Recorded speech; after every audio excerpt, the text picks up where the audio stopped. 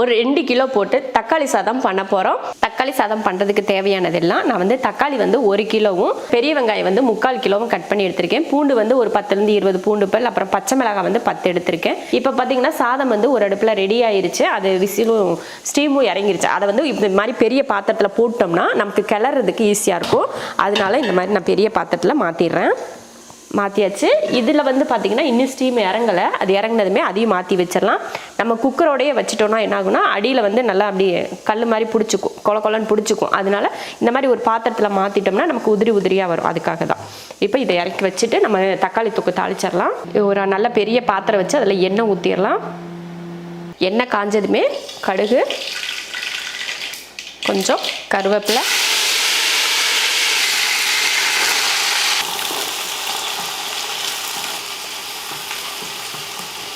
இதை வந்து நல்லா வதக்கிடலாம்.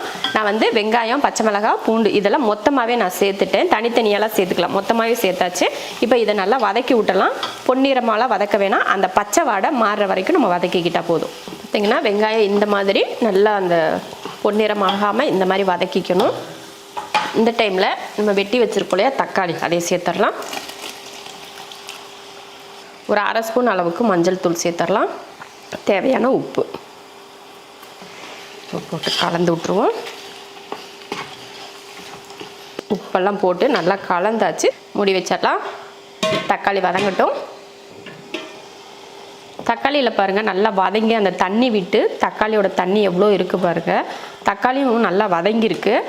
ஆனால் இந்த தண்ணியெல்லாம் வற்றணும். அப்போ தான் நம்ம வந்து சாதத்தில் போட்டு கிளறதுக்கு நல்லாயிருக்கும்.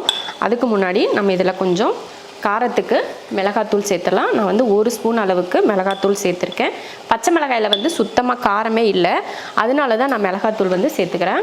நீங்கள் போட்டிருக்க பச்சை மிளகாயில் நல்லா காரம் இருந்துச்சுன்னா மிளகாத்தூள் வந்து கம்மி பண்ணிக்கோங்க. அடுத்து இது சாம்பார் தூள், 2 ஸ்பூன் அளவுக்கு சாம்பார் தூள். இதையும் கலந்துருவோம். இந்த மாதிரி சாம்பார் தூளும் மிளகாத்தூளும் சேர்த்து போடுறப்போ தக்காளி சாதம் வந்து நல்ல கலராக இருக்கும். அதுக்காக தான் நான் போட்ட மிளகாத்தூள் கூட காஷ்மீரி சில்லி பவுடர் தான் போட்டிருக்கேன். மொத்தம் எல்லாம் போட்டாச்சு.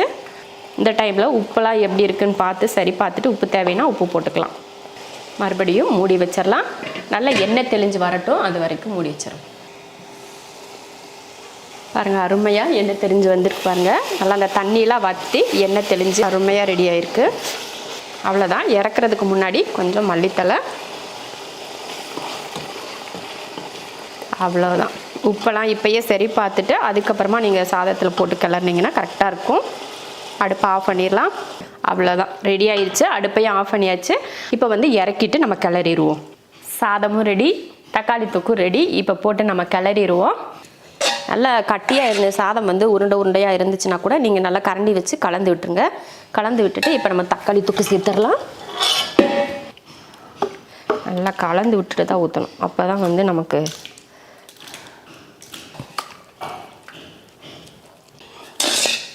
தக்காளி சாதம் எல்லாம் செஞ்சு முடிச்சாச்சு. நம்ம இப்போ பண்ண தக்காளி சாதம் 2 கிலோவுக்கு தக்காளி தொக்குலாம் சேர்த்து நம்ம செஞ்சது பார்த்தீங்கன்னா இதே போல் பாக்ஸில் 20 பாக்ஸ் வந்திருக்கு. தக்காளி சாதத்தில் நம்ம மொத்தமாக தாளித்து வேக வைக்கிற மாதிரியும் தக்காளி சாதம் பண்ணிக்கலாம். இந்த மாதிரி நம்ம தனியாக கிரேவி வச்சு கலக்கிறதும் நமக்கு ஒரு ஈஸியான வேலை. அப்படின்னா ஒரு பக்குவத்துக்கு உங்களுக்கு பக்குவம் வராது அப்படின்னா இந்த மாதிரி தக்காளி தொக்கு செஞ்சுட்டு கலந்துக்கோங்க. நீங்கள் நல்லா பக்குவமாக செய்வீங்க அப்படின்னு இருந்துச்சுன்னா நீங்கள் ஒரேதாக கூட தாளித்து விட்டுக்கலாம். எப்படி வேணாலும் ஒரு இதாக. இன்னொரு நாளைக்கு வந்து நான் பாத்திரத்தில் எப்படி தாளிக்கிறது அப்படின்னு சொல்லிட்டு இன்னொரு நாள் இன்னொரு வீடியோவில் நான் வந்து சொல்கிறேன்.